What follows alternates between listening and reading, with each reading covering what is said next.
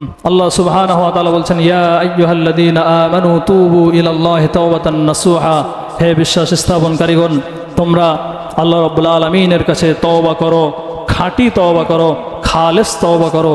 যদি এরকম খাঁটি তওবা, খালেস তওবা করতে পারো, তাহলে আল্লাহ সুবহানাহু ওয়া তাআলা তোমাদের যেই প্রতিদান দিবেন, আসা রাব্বুকুম আন ইউকাফির আনকুম সাইয়্যাতিকুম, যে আল্লাহ সুবহানাহু ওয়া তাআলা তোমাদের পাপসমূহ মাফ করে দিবেন।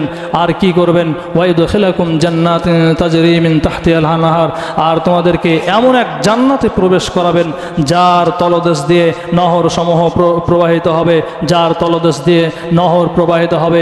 সেই নহর দুধের নহর, মধুর নহর, আপনার পানির নহর, এরকম নহর প্রবাহিত এমন এক জান্নাত দান করবেন।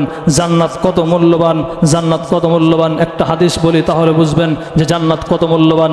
রাসূল সাল্লাল্লাহু আলাইহি ওয়াসাল্লাম বলছেন, লাউ আন্না ইমরাতান মিন নিসাই আহলিল জান্নাহ, যদি জান্নাতি কোনো নারী দুনিয়ায় ইত্তালাত ইলাল আরজে, দুনিয়ায় একবার উকি মারে, যদি জান্নাতি কোনো নারী দুনিয়ায় একবার উকি মারে, তাহলে লা আদাত মা বাইনাহুমা ওয়ালা মালাত মা বাইনাহুমা রিহান, তাহলে সারা দুনিয়া আলোকিত হয়ে যেত।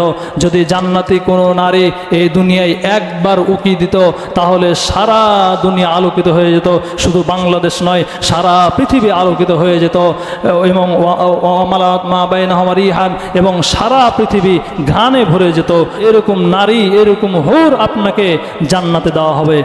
এরপরে রাসূল সাল্লাল্লাহু আলাইহি ওয়াসাল্লাম বলছেন যে ওই নারীর মাথায় যে ওড়না থাকবে, ওই নারীর মাথায় যে ওড়না থাকবে, নারীরা যে সমস্ত পোশাক গায়ে দেয় তার মধ্যে কম টাকায় যেটা পাওয়া যায় সেটা হলো ওড়না। ওই নারী যেই ওড়নাটা দিয়ে থাকবে, ওই হুর যেই ওড়নাটা দিয়ে থাকবে, ওই ওড়নাটা সারা পৃথিবী বিক্রি করলেও ওই ওড়নাটা কিনে পাওয়া যাবে না।